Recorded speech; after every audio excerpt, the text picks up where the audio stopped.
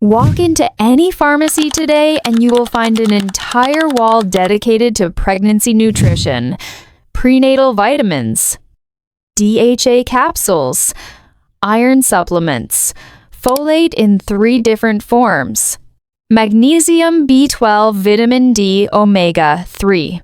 Most pregnant women today take somewhere between 5 and 12 supplements daily and still worry they are not getting enough. A pregnant woman in 1950 took none of them, and her babies were fine. Not despite what she ate, because of it. She had a short list of foods she ate every single week without variation, without research, without a tracking app telling her whether she had hit her folate target. The list came from her mother, who got it from her mother, who got it from hers. It was not a diet. It was simply what a pregnant woman ate. Today we have replaced that inherited knowledge with an industry worth billions of dollars. And the anxiety has not gone down. It has gone up. Today we are going through every food on that list, what it contained, why it worked, and exactly why we stopped eating it. The first food on the list is the one that will make most modern pregnant women immediately uncomfortable: liver. She ate it once a week, every week, throughout her pregnancy. Not because she loved it, most of them didn't, because it was on the list, and the list was not optional. Liver is, by almost every nutritional measure, the most nutrient-dense food that exists on Earth. A single serving of beef liver contains more folate than most prenatal supplements, more iron than a week's worth of spinach, more B12 than anything else in the food supply, more vitamin A, more copper, more CoQ10 than virtually any other food. Folate, which we now know prevents neural tube defects, was not identified as essential in pregnancy until the 1990s. The official recommendation to supplement with folic acid came in 1992. But for decades before that, women who ate liver weekly were getting more folate from one meal than most women get from a month of supplements. They did not know what folate was. They did not need to. The food contained it, and they ate the food. We stopped eating liver sometime in the 1970s and 1980s as organ meats fell out of fashion. We replaced it with a pill. The pill is a reasonable substitute, but the food was better. Every day she drank whole milk, not reduced fat, not skimmed, not a plant-based alternative whole milk, full fat, often from a local dairy where she knew the farmer's name. She did not question it.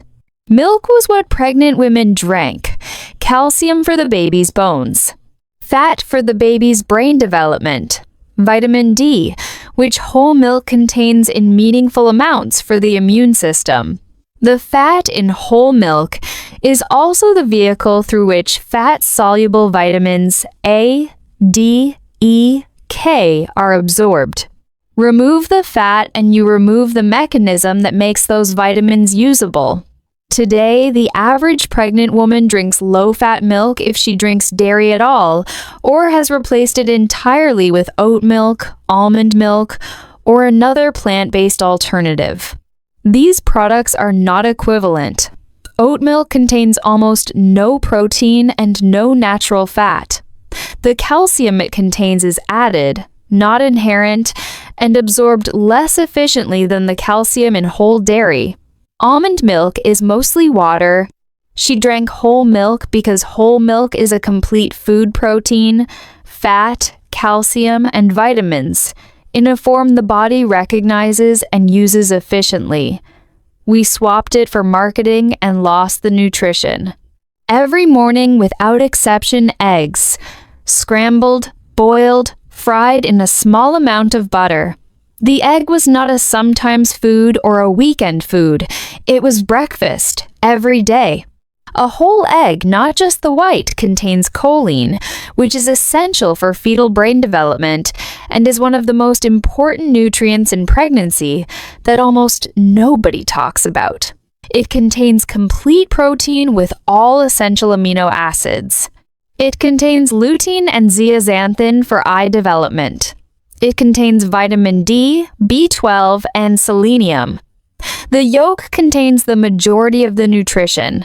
She ate the whole egg because throwing away the yolk would have seemed like throwing away food.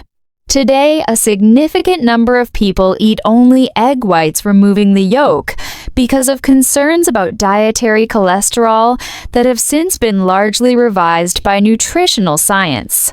The cholesterol in eggs does not raise blood cholesterol in most people the way we feared in the 1980s and 1990s, but the habit of discarding the yolk persisted long after the science moved on. She ate the whole egg every morning and got choline levels that most modern pregnant women never reach, even with a prenatal vitamin, because most prenatal vitamins contain inadequate amounts of choline. Nothing was wasted. After the Sunday chicken was eaten, the carcass went into a pot with water, an onion, a carrot, some celery, and whatever herbs were in the garden. It simmered for hours, sometimes all day. The resulting liquid was used as the base for soups, stews, sauces, and gravies throughout the week. What she was making, without knowing the term, was bone broth. Rich in collagen, glycine, minerals leached from the bones, and gelatin that supports joint health. During pregnancy, when the body is under significant physical stress and the joints are loosening in preparation for birth, these nutrients are particularly valuable. Today we make soup with a stock cube, a compressed block of salt, yeast extract, and artificial flavoring that produces something that looks like broth and tastes approximately like it, but contains none of what makes real bone broth nutritionally significant. The collagen is not there. The minerals are not there. The gelatin is not there. She made real broth because throwing away the carcass would have been waste, and waste was not permitted. We replaced a 4-hour simmer with a 10-second dissolution and called it equivalent. It is not. Every week, dark leafy greens appeared on the table. Spinach, kale, cabbage, chard, whatever was in season, whatever was growing in the garden or available at the market. She did not track her iron intake. She did not calculate her folate. She ate her greens because greens were what you ate with dinner, and she had eaten them since childhood, and so had her mother. The iron in dark leafy greens is non-heme iron, less immediately absorbable than the heme iron in meat, but she often ate it alongside meat or with something acidic, which increases absorption significantly. The greens most people eat today come in a plastic bag, pre-washed and pre-cut, and have often been sitting in modified atmosphere packaging for several days before they are purchased. The nutritional content of leafy greens begins declining immediately after harvest. A spinach leaf that was picked 3 days ago and stored in a sealed bag has meaningfully less folate than one that came from a garden that morning. She ate her greens fresh because fresh was the only option. We eat ours convenient. The convenience costs something, even when we cannot see exactly what. Every morning she took a spoonful of cod liver oil. She did not enjoy it. Nobody enjoyed it. It tasted exactly like what it was, oil extracted from the liver of a fish. But it was on the list, and the list was not negotiable. Cod liver oil contains vitamin D in meaningful amounts at a time when most people were significantly deficient. Vitamin A in its preformed retinol form, which is immediately usable by the body, and omega-3 fatty acids, DHA, and EPA, which are essential for fetal brain and eye development.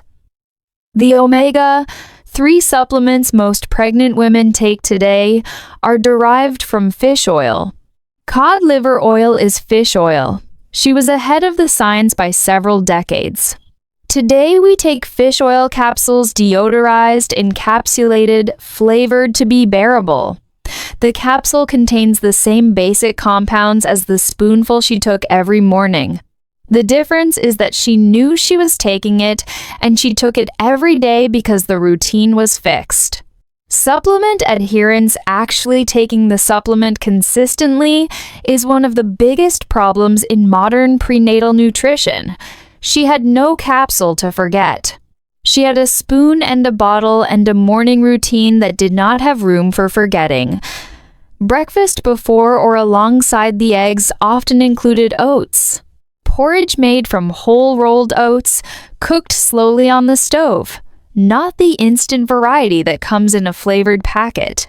Oats contain beta-glucan, a soluble fiber that stabilizes blood sugar in a way that is particularly useful during pregnancy when glucose regulation becomes more demanding. They contain iron, magnesium, and zinc. They are slow digesting, which means the energy from them releases, gradually reducing the blood sugar spikes that contribute to gestational diabetes and the crashes that contribute to morning sickness. The instant oats that most people eat today are processed to cook quickly, which means the fiber structure has been broken down and the blood sugar response is faster and higher than with whole rolled oats. The flavored varieties contain significant amounts of added sugar. She ate plain oats cooked slowly, and they functioned as medicine as much as food, stabilizing her glucose, providing sustained energy, reducing nausea. We eat flavored instant oats and wonder why we are hungry again an hour later. The food is the same name. It is not the same food. She cooked with butter. Real butter, not margarine, not a reduced fat spread, not a plant-based alternative. Butter went into the eggs. It went on the bread. It went into the vegetables. She did not measure it, and she did not feel guilty about it. Butter is rich in fat-soluble vitamins, particularly vitamin K, too, which directs calcium to bones rather than to arteries, and which is almost entirely absent from modern diets. It contains butyrate, a short-chain fatty acid that feeds the cells lining the gut and supports immune function. It contains CLA, conjugated linoleic acid, with anti-inflammatory properties. In the 1960s and 1970s, butter was replaced in most households by margarine, a product made from partially hydrogenated vegetable oils that we now know contains trans fats directly linked to cardiovascular disease. The switch from butter to margarine was driven by dietary guidelines that turned out to be based on flawed research. We spent 30 years telling pregnant women to avoid saturated fat and replace it with something demonstrably worse. She kept eating butter because she had always eaten butter. She was right. The guidelines were wrong, and it took us decades to admit it. Fruit appeared on the table every day, but only what was in season. Apples in autumn, berries in summer, citrus in winter, stone fruit in spring. She did not eat strawberries in December or mangoes in March because those things did not exist in her market in those months. Seasonal fruit is picked at peak ripeness because it is going to a local market within days, not to a distribution center where it will ripen artificially under controlled conditions over several weeks. The nutritional content of fruit at peak seasonal ripeness is significantly higher than fruit picked underripe and transported across the world.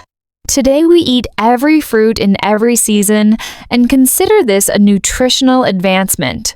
It is a logistical achievement. Whether it is a nutritional one is less clear. A strawberry grown locally and eaten the same week it was picked contains more vitamin C and more antioxidants than a strawberry that was picked underripe in another country, shipped across an ocean, and ripened in a warehouse. She ate what was available when it was available. The constraint produced better nutrition than our abundance does. The 10th food on her list was not exotic. It was not a superfood in the modern marketing sense. It was sauerkraut, pickled vegetables, fermented dairy, yogurt made from whole milk with live cultures, kefir. These foods appeared on her table regularly, not because she was following a gut health protocol, but because fermented foods were a practical solution to food preservation before widespread refrigeration, and because they tasted good with many of the meals she was already cooking. What she did not know, and what we are only now beginning to properly understand, is that the gut microbiome of the mother during pregnancy directly influences the gut microbiome of the baby, which influences the baby's immune development, metabolic health, and even neurological development for years after birth. Fermented foods feed the beneficial bacteria that make up a healthy microbiome. She was supporting her gut health every time she put sauerkraut on her plate.